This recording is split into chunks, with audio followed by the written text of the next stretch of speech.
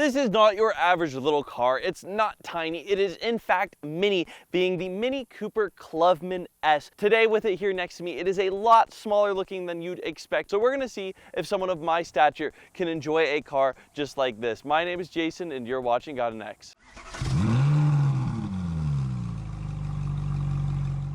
Now, the first thing we're going to talk about is going to be what is directly under the hood here. The Brits did pretty good, if I'm being completely honest. This is going to be a 2-liter turbocharged inline-4 engine that creates 189 horsepower and 207 pound-feet of torque. You can get this paired to a 7-speed automatic transmission or a 6-speed manual transmission, and it drives pretty smoothly. I really do think, like I said at the beginning, the British did pretty good, and this is a solid car that I'm kind of just happy with the engine underneath. I don't think there's anything too crazy. You're not going to be beating anyone in any crazy races, but it is a fun and nice driving experience, like if you're going through a canyon or something along those lines. Talking about the looks of the Mini Cooper too, though, this just screams classic Mini Cooper. I mean, you have these bulbous, kind of bug-like headlights that have been a staple for Mini Coopers for, I don't know, longer than I've been alive at this point, and I really do think it looks nice. You have the Mini badge here, and it's just an overall kind of cuter car. I don't know. I feel like the front gives more just fun and exciting,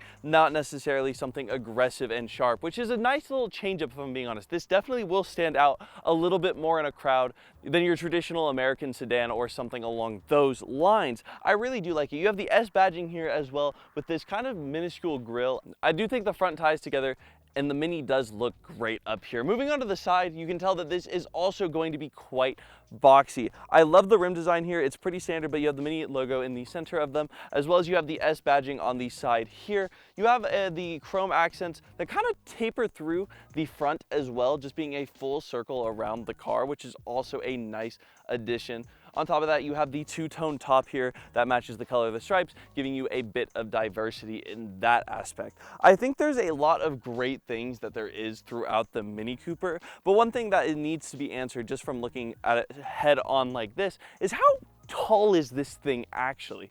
Well, the Mini Cooper stands at about 56 inches tall. If we want to put that into feet, it's just short of 5 feet, being about 4.6, 4.8. I'm not doing the math in my head right now because I'm too busy yapping about this British brilliance of a car. I really am surprisingly a fan of this. I think they did a lot of good. Moving on to the back, it's a pretty standard design as well, but there's one key thing that I really do like. It's the trunk. It does not open like your traditional American trunk. Yes, once again, I don't know if this is a British thing. Maybe I'm just a little bit too uneducated on that, but the doors open outwards and wide, and I really do think that is a nice change of pace, giving this car a bit of uniqueness. I didn't feel like we'd be able to fit that much in here, but it seemed a lot more roomy and spacious than I thought. Speaking of roomy and spacious, let's take a look inside and see if it holds up in that aspect, being just shy of that 5-foot mark. Now, to get started on the inside of the Mini, I honestly do think it's a lot more spacious than I thought it would be. It looks very tiny, but the seats do get really low.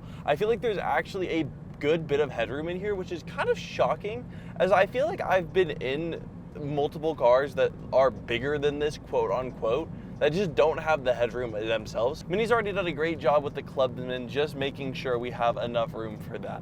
A couple of the things that I do like is, oddly enough, a sunshade for the side and straight forward ahead, which is honestly a really nice feature, just making sure that you can always see clearly, even if you don't have sunglasses on. But let's talk about some of the meat of this inside. Well, first and foremost, you do not have a digital gauge cluster. You have the analog gauge cluster with a partially digital aspect in the middle of it that has been kind of tradition on a lot of Mini Coopers for quite some time. I mean, they've always had this kind of standard design of all the stuff being behind since like the, I don't know, I think it was like the 60s or the 70s when they first implemented that, moving it away from the center, to which some of them have gone back to having something in the center like this infotainment screen right here, which is a tried and true classic, being the circle on the inside, which I am gonna maybe cause some controversy here. I'm not really the biggest fan, wholeheartedly. I think that the circle just doesn't do it for me. I don't like the infotainment system itself, whatever they have running inside of here.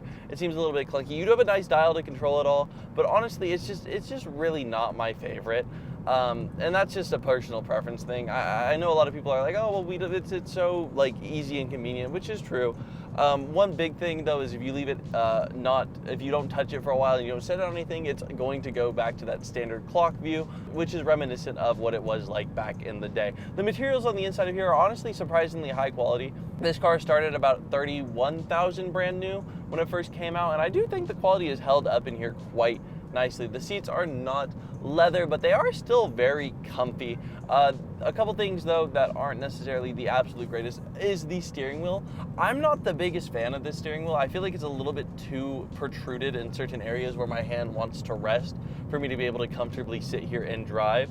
But other than that, I mean, it is kind of just nice in here. You have dual sunroofs, one for the front, one for the back. Your passengers can pick if they want theirs open. You can pick if you have yours open. So that's a nice little addition on top of that. But realistically speaking, this is just a nice car. I mean, I don't like to give credit to the Brits too much, but this is pretty awesome, to be fair. Now, actually driving it is even better than you'd expect. Most people think of the Mini as a fun, nice, tight steering experience. Not too much power, but just a good time. And I feel like everything people think about it just holds up. I mean, I feel like everything I do, the movements are smooth, soft. There's just no worry in my mind at all. I can do whatever I want, whenever I want. I have full control, full comfortability. I really do think Mini has nailed it out of the park. Gas mileage on this thing also isn't that bad at all. I believe it starts at 25, it ends at somewhere around the 30s if you're driving specifically on the highway, which is pretty solid for something of this size. And realistically speaking, the biggest flaws of here was supposed to be comfortability, but man, I mean, it is just nice in here. I mean, if this is a car that has been on your radar, I'm basically sold. I mean, this is so unbelievably nice at such a nice entry point price wise. I really do think Mini has done a great job. If you like it, I give my endorsement. Let us know what you guys think in the comments down below. Leave a like if you enjoyed the video. We'd love to hear your thoughts on the Mini. I think it's great. If you guys find our channel great, make sure to stick around and we will see you in the next one.